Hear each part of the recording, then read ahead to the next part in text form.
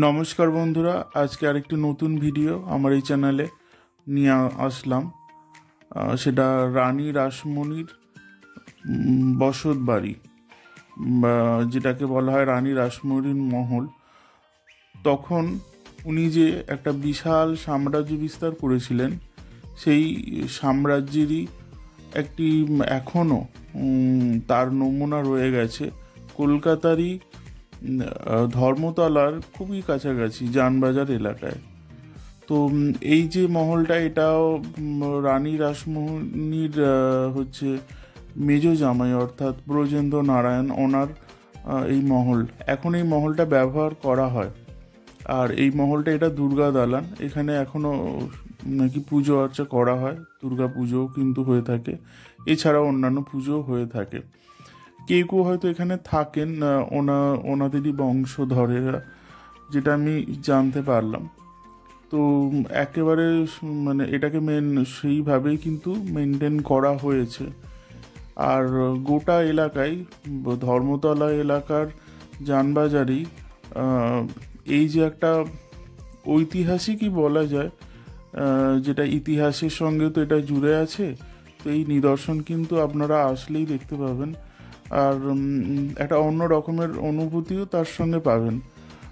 তো সেই যে সুন্দর সাম্রাজ্য, এ থেকেই বোঝা যায় যে একজন নারী যে কতটা শক্তিশালী হয়ে উঠতে পারে।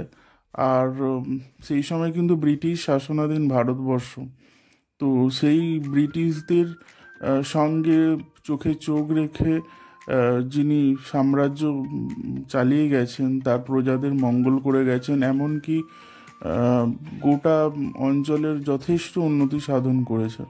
তো যাই হোক, আমরা সেই ঘর থেকে বেরিয়ে আসলাম, মহল থেকে।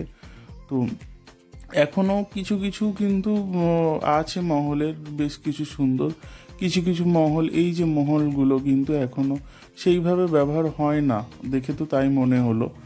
তো যাই হোক, এই মহলগুলো কিন্তু এখন আর সেইভাবে ব্যবহার হয় না। এগুলো অব্যবহৃত অবস্থাতে এখনও আছে।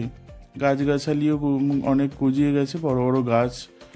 আর যেটা হয়তো ভালো লাগবে। আর এই যে মহলের এগুলো অবশিষ্টাংশ পড়ে রয়েছে, এটা দেখে মনে হলো এখানে একদমই তো ব্যবহার হয় না।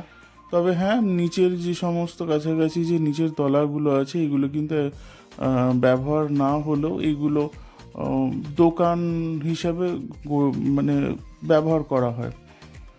আর এটা পুরোপুরি একটা ভুতুড়ে বাড়ি হিসাবেই অবস্থান করছে, যদিও এরকমটা কোনো ব্যাপার না, কিন্তু দেখলে একটা গা ছমছমের ব্যাপার আছে। আর অনেকটা কলকাতা শহরের মধ্যেও যে এই রকম যেটা ধর্মতলা যে প্রাণ কেন্দ্র কলকাতা, তাতেও কিন্তু এই রকম একটা বাড়ি মহল বিদ্যমান। আর এটাও কিন্তু আরও তার পাশেই যে সমস্ত মহলগুলো রয়েছে, তারই আরেকটি মহল। শুনলাম এটাও কোনো একটা জামাইয়ের মহল, কারণ উনি সমস্ত কিছু তার জমিদারিত্ব সবাইকে ভাগ করে দিয়েছিলেন। তো সেই রকমই একটি মহলে আমি প্রবেশ করছি। তো ওপরের কড়িবর্গাগুলো যেগুলো আছে, সেগুলো দেখলে বুঝতে পারবেন এটা কতটা পুরানো। আর সেই যে একটা তখনকার দিনের যে স্থাপত্য বা নির্মাণ কার্য যেভাবে হতো, তারই কিন্তু নমুনা। আর এই মহলটা কিন্তু সেই অর্থে আর সেইভাবে ব্যবহার হয় না।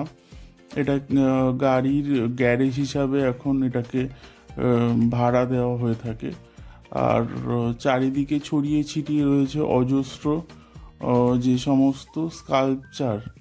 তো সেই সময়ের যে বাড়ির যে এই যে একটা বৈশিষ্ট্য থাকে, যে খড়খড়ি জানলা, তারপরে এই যে দরজার মধ্যে যে এই যে একটা স্টাইল, সেই স্টাইলগুলো কিন্তু দেখতে পাওয়া যায়। আর চারিদিকে অজস্র কিন্তু এই রকম মূর্তি কিন্তু রয়েছে, আপনারা আসলে দেখতে পাবেন, যেগুলো কিছুটা তো ভেঙে তো গেছেই, তো যেটা দেখে এটা তো অনুমান তো স্বাভাবিক, আপনারাও করতে পারবেন, কারণ একটা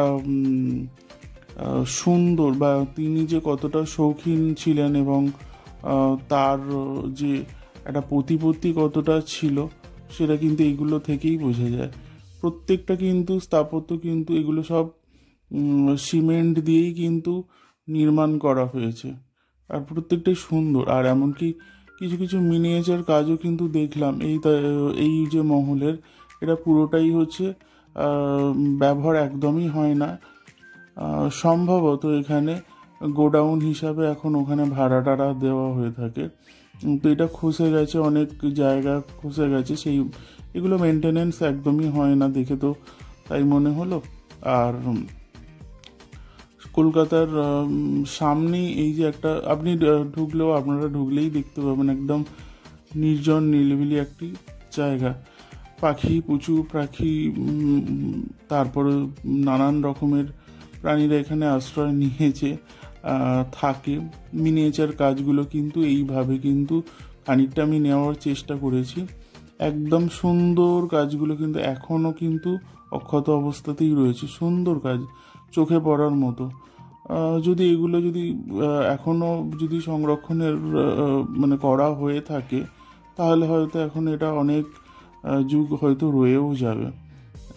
সুন্দরভাবে কিন্তু এই মিনিয়েচার কাজ, এটাও কোনো এক জামাইয়ের, সম্ভবত কোনো এক জামাইয়ের মহল, নাম আমি বলতে পারবো না। তো যাই হোক, এই যে মানে স্কাল্পচারগুলো কিন্তু এই মহলের মধ্যেই রয়েছে, মানে একদম সুন্দর। তবে হ্যাঁ, কিছুটা তো দৃষ্টিকটু লাগছে, গ্যারেজ হিসাবে এগুলোকে ব্যবহার করা হয়। পাশে এই যে দোকান বা গোডাউন হিসাবে এগুলোকে রাখা হয়ে থাকে। উপরের বাড়িগুলোতে হয়তো এখনও কেউ না কেউ থাকে। আর আমি বেরিয়ে যাচ্ছি, অনেকক্ষণ এখানে ছিল, তারপরে হচ্ছে বেশ ভালো লাগবে, আপনাদেরও ভালো লাগবে। আর এই যে দূর থেকে রাস্তাটা দেখতে পাওয়া যাচ্ছে, আর সুন্দরভাবে এখনও যেটুকু রয়েছে যথেষ্টই ভালো রয়েছে। আর এই বেরিয়ে গেলাম পুরানো যে সমস্ত বিল্ডিং যেগুলো হয় সেই বিল্ডিংয়েরই নমুনা। আর ভিডিওটি ভালো লাগলে অবশ্যই একটু সাবস্ক্রাইব করবেন। ধন্যবাদ, ভালো থাকবেন, নমস্কার।